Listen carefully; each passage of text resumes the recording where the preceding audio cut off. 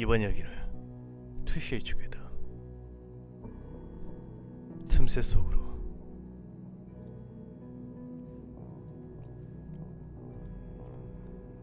작년 내가 직접 체험한 일입니다. 지난해 여름 어느 휴일이었습니다. 한밤중에 편의점에 가려고 매일같이 지나다니는 길을 걷고 있던 와중이었습니다. 건물과 건물 사이 1m 정도 크기의 틈새가 눈에 들어왔습니다. 이런 곳에 틈새가 있었나 싶었지만 별 생각 없이 지나가려는 터였습니다.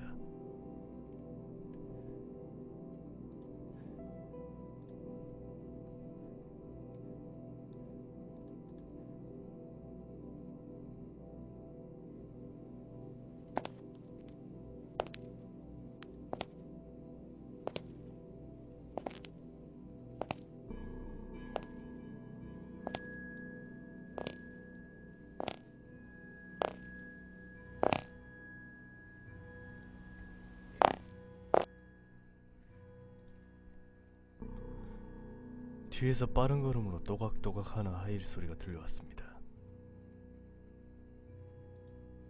꽤 서두르는 듯 했기에 나는 길 가장자리 쪽으로 걸음을 옮겨 추월해 지나갈 자리를 마련해줬습니다. 하지만 바로 뒤까지 들려왔던 발소리가 갑자기 우뚝 멈춰섰습니다. 도중에 어디 빠져나갈 길도 없고 그렇다고 집 한 채 없는 빌딩 숲입니다. 이상하다 싶어 뒤를 쓱 들어봤더니 20대 중반쯤 되어 보이는 여자가 아까 그 틈새를 들여다보고 있었습니다. 뭘까 싶었지만 그냥 저 사람도 틈새 안이 신경 쓰이나 보다 하고 다시 편의점으로 향하던 터였습니다. 그 여자는 어떤 주저도 없이 틈새 안으로 걸어가기 시작했습니다. 그녀의 갑작스러운 모습이 나는 새삼 그 틈새에 흥미가 생겼습니다. 혹시 지름길이라도 있는 건가 싶은 생각에 다시 돌아가 틈새 안을 봤습니다.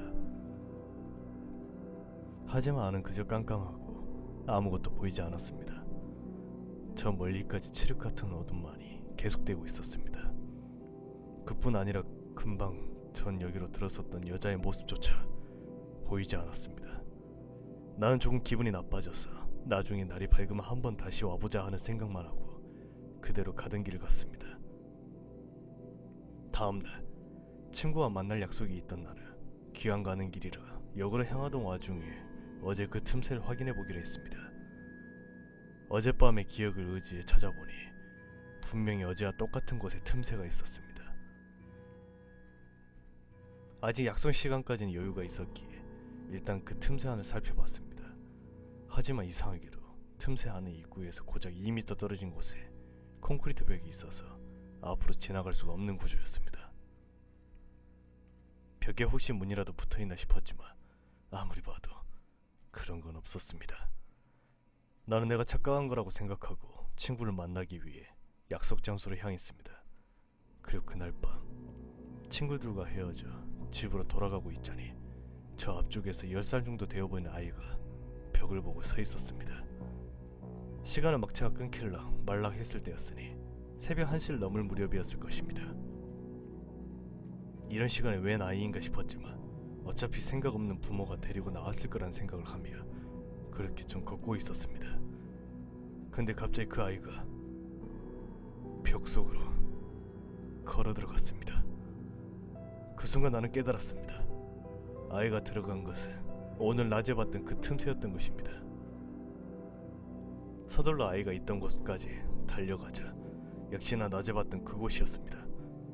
그리고 셔터가 내려진 양쪽 건물과 주변 분위기로 전날 여자가 들어간 것도 틀림없이 여기라는 확신이 있었습니다. 하지만 이상했습니다. 분명 낮에 확인했을 때 이 틈새는 들어가자마자 벽이 나오는 막다른 골목이었을 텐데 딱히 다른 통로 하나가 없는 곳인데 도대체 어떻게 된 것인가 하는 생각에 나는 틈새를 들여다보았습니다. 역시나 그 안은 깜깜하고 아무것도 보이지 않았습니다. 안으로 들어가는 것은 두려웠기에 나는 근처에 있던 작은 돌을 틈새에 던져봤습니다. 안에 벽이 있다면 보이지 않더라도 적어도 돌이 벽에 맞는 소리는 들릴 테니까요. 하지만 예상과는 달리 돌이 벽에 맞는 소리는 들리지 않았습니다. 아니, 그뿐 아니라 아예 돌이 바닥에 떨어진 소리조차 들리지 않았습니다. 나는 기분이 나빠져 확인을 위해 다시 한번 돌을 던지려고 했습니다. 그래서 바닥에 있는 돌을 줍기 위해 막 허리를 굽혔을 때였습니다. 누군가가 내 팔을 잡았습니다. 깜짝 놀라 고개를 들자 어두운 틈새 안에서 손이 불쑥 튀어나와 내 팔을 잡고 있었습니다. 나는 완전히 패닉에 빠져 이거다! 하고 소리를 치며 손을 뿌리치려고 했습니다. 하지만 그 손은 믿을 수 없이 악의 힘이 강해서 도저히 떨쳐낼 수가 없었습니다. 그리고 그 손은 나를 틈새 안으로 질질 끌어들이려고 하고 있었습니다. 나는 필사적으로 나를 끌어당기는 손에 저항하며 다리를 빌딩벽에 걸치고 드러누워 버텼습니다. 하지만 손의 힘은 너무나 강해 조금씩 안으로 질질 끌려 들어갑니다. 문득 반대쪽 빌딩을 보니 근처에 철제 간판 같은 게 있었습니다. 나는 온 힘을 다해 그 간판을 잡았고 그대로 그 간판으로 손을 후려쳤습니다.